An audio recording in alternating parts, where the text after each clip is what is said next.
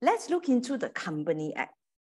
The Company Act under Section 245, it talks about accounts to be kept. It talks about your accounting records, okay? So let's look into Section 245. Section 245, all right? Okay, let me just move my toolbar away a little bit because it's disturbing me here. Okay, now a company, the director, the company, the director and manager of the company shall, number one, cause to be kept the accounting and other records to be sufficiently explain the transactions of the financial position of the company and enable true and fair profit and loss account and balance sheets of any documents required to be attached thereto to be prepared. So in the layman term, ladies and gentlemen, so under these particular sections, it is the director's duty to ensure, directors, managers of the companies, to ensure that your records is sufficient, your accounting and your other records is sufficiently to explain the transaction, your business transaction and your financial position to enable the opinion of a true and fair. Okay. Sub B says what? B says causing the accounting and other records to be kept in a manner as to enable the accounting and other records to be conveniently and properly audited. Meaning, right, this information is always made available for the auditor to do the audit. Okay, right? Okay, let's move on. It hasn't finished yet. Let's look into subsection 2 of this section 245 of the keeping records rules. It talks about a company, the director and manager of the company shall cause appropriate entry to be made into the account and other records within 60 days, 2 months of the completions of the transaction to which the entries relate. So meaning, right, ladies and gentlemen, it sounds like doing a yearly account is not the right thing to do, right? It sounds like, right? Okay. So hence, these 60 days, if you think about it, right? If I am able to do my transaction entry within 60 days, right?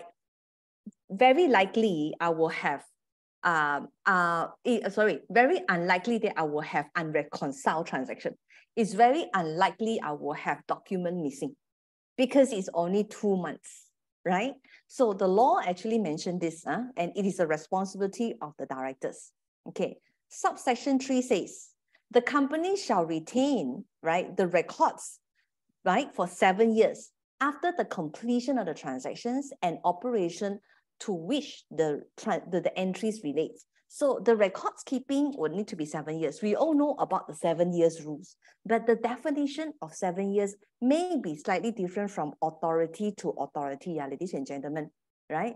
So our experience with Lembaga Hasil, when it comes to the document record of 7 years, it honestly can be varied, right? Number one, if you are talking about assessment divisions, definitely we are talking about if you have never submit your 7 years haven't started, so you need to actually submit, okay, then only we start counting your 7 years, right? But if you are talking about collections, now let us show this particular experience that we had. This is one of the experience that we have with the Inland Revenue Board. Small print, but few things to take note. This statement of account from the Inland Revenue we received in September 2022, which is a couple of months back, okay? So the information that they are asking for here, is relating to year of assessment 1996 all the way to 2021. Now, what is this? This is in Malay term we call kedudukan cukai lah, kedudukan cukai. So these, how many 7 years? These are 3 sets of 7 years, ladies and gentlemen. This is 3 sets of 7 years. So what happened was we took over one case from another tax agent.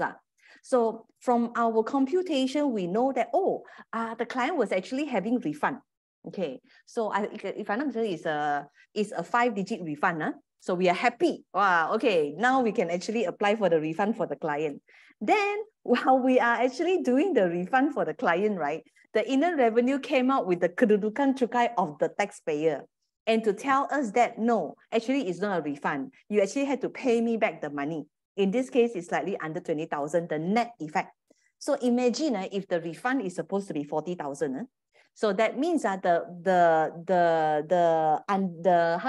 tax rate was not paid in the past, whether it's arises through penalties or balance of tax or whatever not being paid, whatever was the reason, right?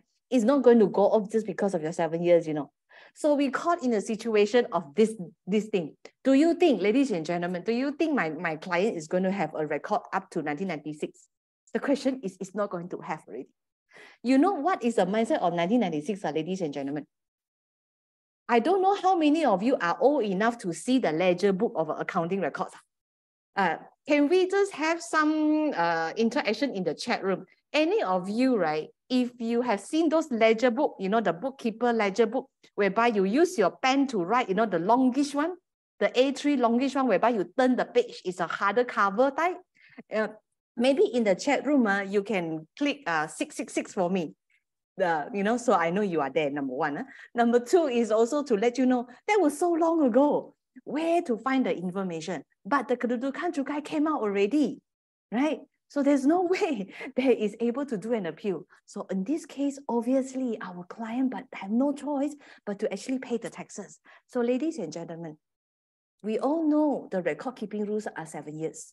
Not only in Company Act, we have that being mentioned. We have it in the Inland Revenue as well. We have it in all the different authorities. But the definition of 7 years is very, very tricky. All right. So yeah, so I can see there are quite a number. Let me just see the chat room. I can see quite a number of our participants here, maybe from the older age. Maybe from an older age. So you have seen those big checkbook before. Okay. So let's continue. Let's continue. So now, what is subsection 4 means? The record keeping. Just now we talk about you need to ensure the record is being kept. You need to ensure the record being kept. We talked about you need to key in within 60 days into your accounting software already. So we are talking about, and at the same time, we're talking about you keep it for 7 years. Just now, we challenge you to say what is the meaning of 7 years. Practically, what is the meaning of 7 years? And let's continue what the subsection 4 says. 4 says where is the documents are supposed to be kept. Okay, so in the Company Act, it did mention the record shall be kept at registered office or at such other places as the director deems fit. Ladies and gentlemen, please don't keep it at registered office. If you intend to send it to Syarikat office because you are my client, I will charge you a bomb. So don't do that. So please keep it at a place as the director deems fit. And normally, as a company secretary, we will lodge a little form to inform the SSM where is this record being kept. Okay, so subsection 4 of section 245 mentioned this. So this record has to be kept properly, basically. And then it's not done yet. Section 5 says, notwithstanding subsection 4, all right, notwithstanding subsection 4, the accounting and other records of the operations outside Malaysia may be kept by the company at a place outside Malaysia, but be made available for inspection by the director at any time.